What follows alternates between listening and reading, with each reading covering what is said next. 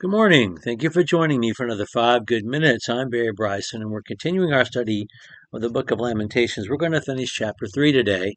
This chapter has 66 verses because it is a triple acrostic. Remember, we said that. So there are 3 verses for each letter of the Hebrew alphabet, all 22 letters, 3 verses in a row. And so we have seen the prophet hit rock bottom. We've seen the prophet then enjoy the calm of the eye of the storm and tell us the steadfast love of the Lord never ceases.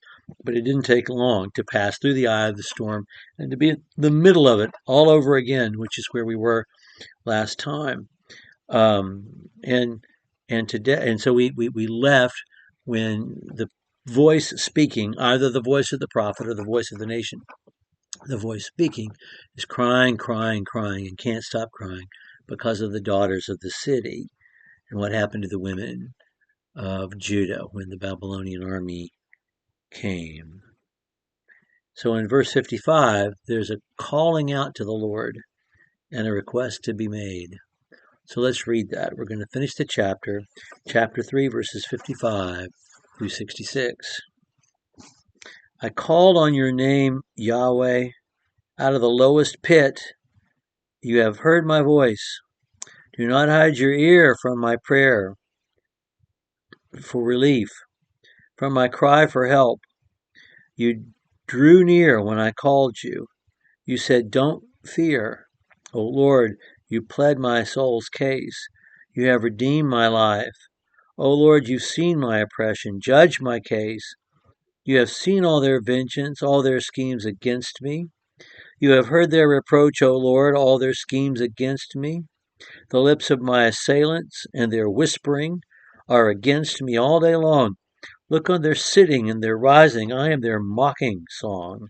You will recompense them, O Lord, according to the work of their hands. You will give them hardness of heart. The curse will be on them. You will pursue them in anger and destroy them from under the heavens of the Lord. Well, I cried and you heard, and you said, don't be afraid. And you came to help. And that's sweet. And you would think there's relief in this, and there is relief in this. But what they ultimately ask for is not to have their sins forgiven. It's not to be restored to full relationship. It's not to be a light to the nations. They don't say like David, open my lips that I might sing your praise.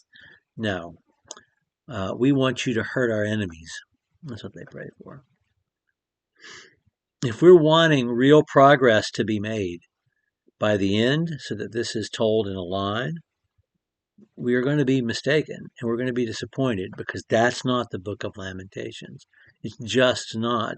They're not in a place where they can be in any way retrospective about this, where they can even begin to process the role this experience is going to play in the history of the nation and in their own lives. They're not there. None of the wounds have stopped throbbing from pain, let alone started to heal. I mean, they're just not there. In the middle of it, they can find some comfort and remember the steadfast love of the Lord and know that in the deepest pit that God can hear them and say, don't be afraid. But they want vengeance. That's what they want right now. They want vengeance. They want the Lord to turn a hard heart onto these sinful people and destroy them. That's what they want. And they're not prepared to stop displaying their wounds and saying, look at this, look at this, look at what they did to me. They're not through saying, look at what they did to me. And that's what most of the rest of the book is going to be. That's a lesson for us as well. The comfort was there for them to have. The steadfast love of the Lord never ceases. I cried from the pit and you answered me and you said, don't be afraid. But they didn't take the comfort. because there was something they wanted in that moment more than the comfort. And it was vengeance. We can't have both. We can't have the vengeance and the comfort. If vengeance takes place, it's God's prerogative. Vengeance is mine. I will repay.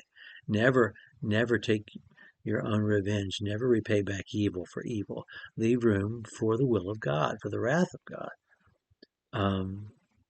They want vengeance. And even when comfort is given to them, it's acknowledged. But it's not celebrated. And it's certainly not transformative. Not yet. Right now. They still want to air their grievances, and they still want revenge. Okay, we'll pick up with chapter 4 next time. Thank you for joining me for another 5 good minutes with the Word.